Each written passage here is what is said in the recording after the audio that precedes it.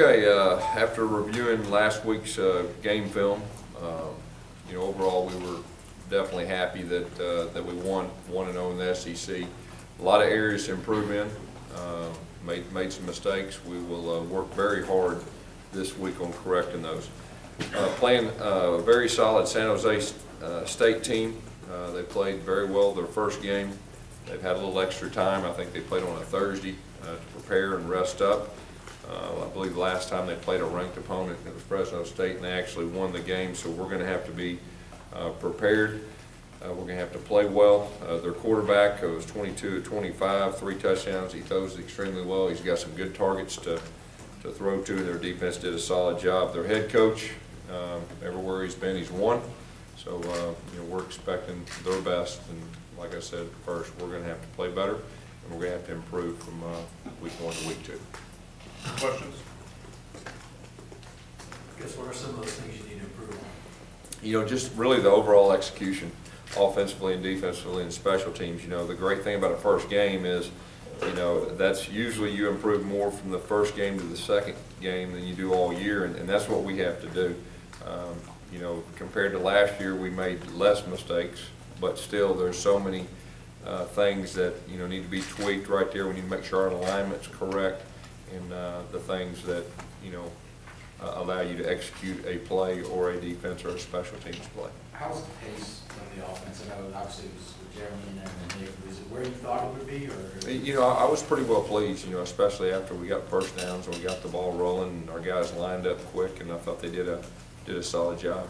Gus, how much did it help when the game's tied at half and it hadn't gone great, but you got all these guys that had been there and done that so many times? It was very comforting to go in the locker room and see the way our guys were ready to respond. And there wasn't any panic. They'd been there before. They'd experienced that feeling before. And the great thing is our coaching staff had experienced that numerous times last year. And so they just listened up.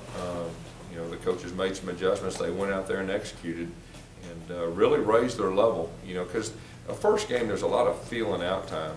About, hey, what's the new schemes they're trying to throw at us and all that, need to make adjustments. And our guys settled down and played a very good half of football, after halftime.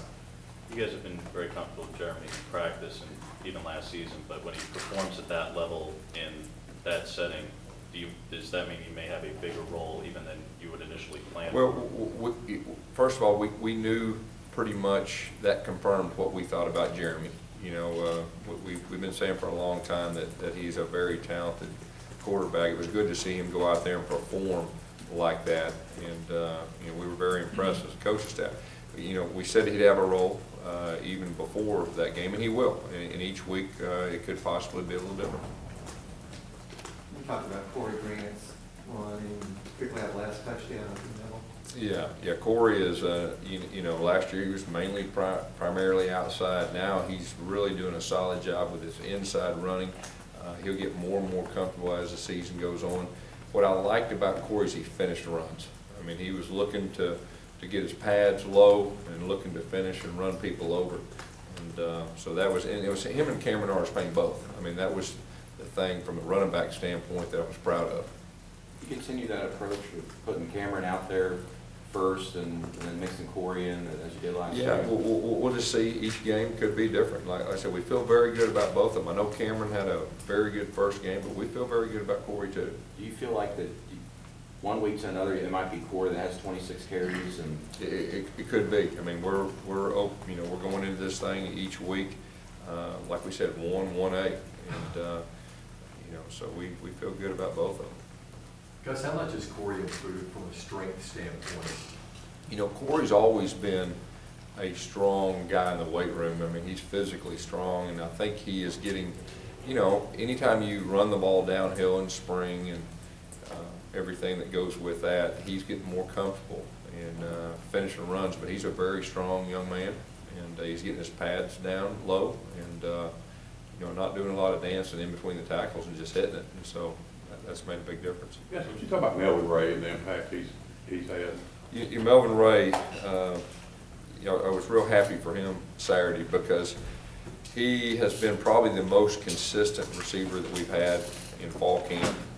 leading up to the game, just wanting to practice extremely hard, doing all the little things right in practice, and then he was rewarded with a very good game. He's a guy that, he's a veteran guy, he understands defenses, he's a good blocker, and he made 2 big impact plays to help us win that game. Seems like Cameron Payne runs with more of a chip on his shoulder, wanting to prove that he can do it all. You see that? You see the little fire? Yeah, I think that's fair to say. He really, he does have that attitude. You know, he lost a little bit of weight. I think he's a little quicker, a little faster than he was last year, but he's had a good fall camp too, and it was good to see him, you know, be successful. And I think that'll help him, you know, with his confidence, you know, moving forward. Yeah, let's talk about the pass rush. I mean, Ellis talked about that's kind of still one of the concerned areas. Sure. What did you see out of that in the first game? Yeah, you know, we definitely need to get better at pass rush, and you know, if you think back to this time last year, it was real similar, and we got better each week, and so that's what we'll you know, work really hard to do. Gus, got to ask you about the ball boy. They're running almost as fast as Belgrade on that sideline. Yeah. What'd you think about that? Yeah, he's that was pretty impressive. Yeah. I didn't know he could run that way. I mean, we do have our ball boys fly around during practice, spotting the ball and all that, but that's the first time I really got a chance to see him, you know, turn it loose. What's he trying to accomplish there? Make sure the ball's with the line of scrimmage immediately? Is that the basic goal there? Yeah, pretty much. Pretty much.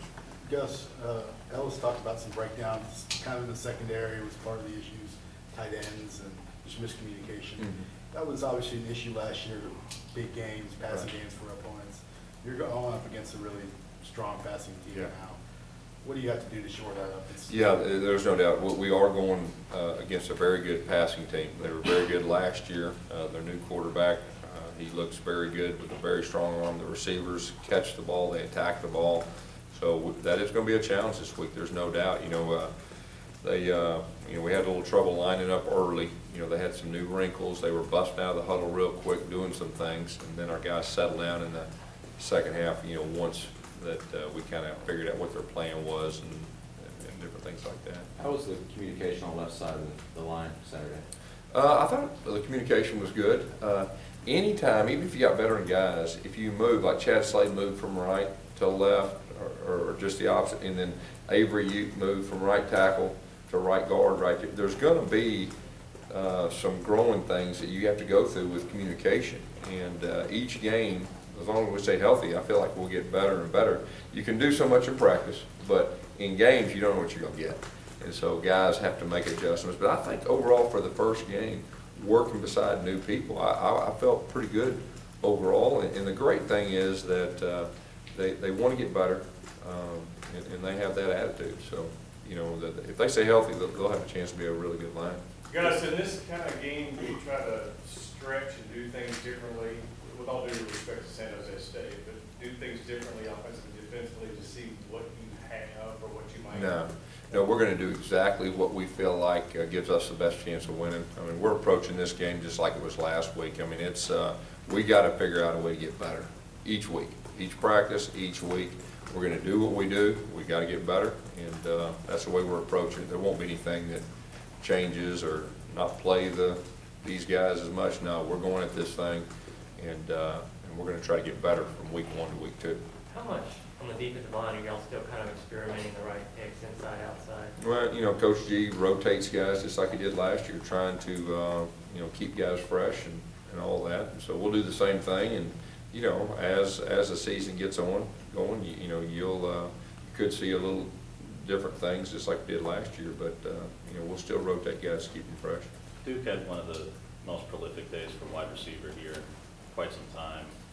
When it is only one game, but how high is the ceiling for him? Do you see, I mean, is the potential like limitless for him as far as what he can reach and how far he can go?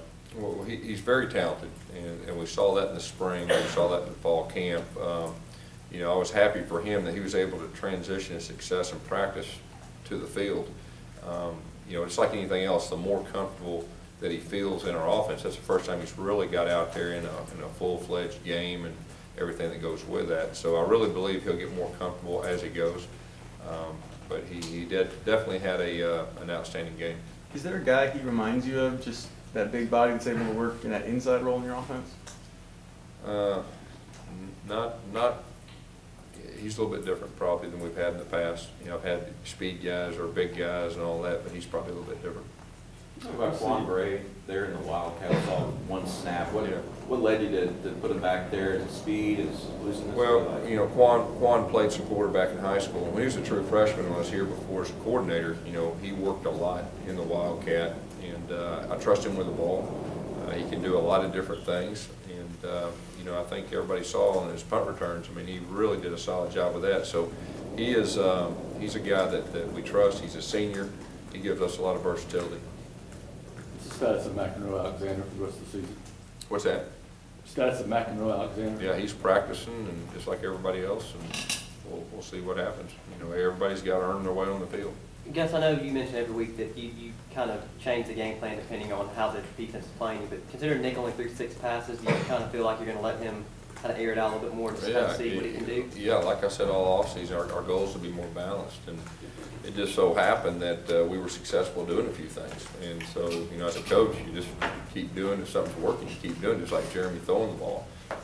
But I will say this, Nick, we have a lot of confidence in Nick throwing the ball, and I really feel like he'll be very successful this year. And I'm going to say the same thing about Jeremy. He can run the zone read, and he can do all the running stuff that we need him to do too within our offense. So just each situation dictates different things. They give you something, they take away something, and the challenge of being really good on offense is being able to take what they give you and having an answer and being able to execute that answer. How much pressure does Nick being out there put on the defense? Because it seemed like things changed a lot just because they fear his running game. I mean, they feel his running ability. Yeah, I think a couple things happened. You know, I think our line got stronger as the game went on.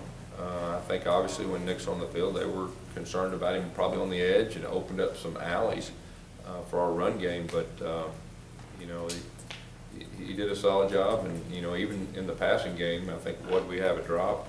I mean, he did a good job when he did throw it, and we have a lot of confidence in him. Gus, you had 2 3rd and shorts that just didn't go your way. Yeah, we didn't execute 3, so it didn't go our way. I mean, well, I was going to say you had one missed block by CJ where we saw on the replay game, you were pretty upset. Was I? Yeah. Yeah, you know, that was two of the things, you know, offensively that kind of stuck with me after the game is the 3rd and shorts. Had a couple of breakdowns, but here's the thing about it, that they're both correctable.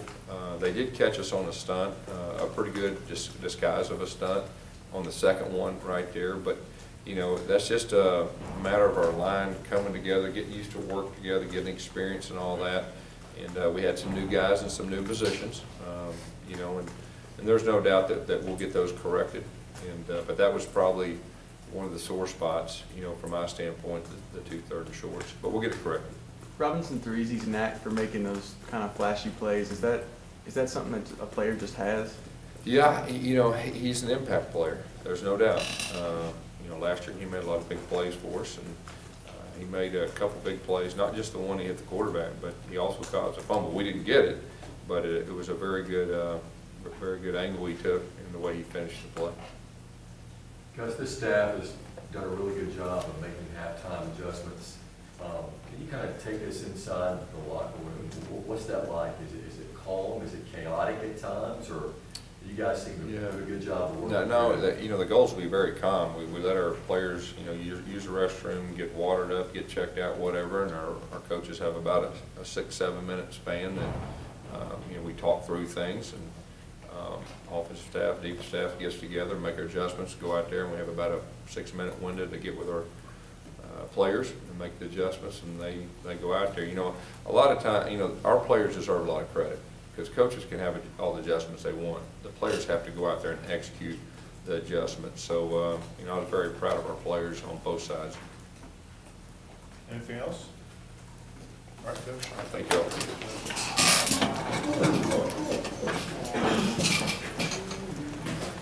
all.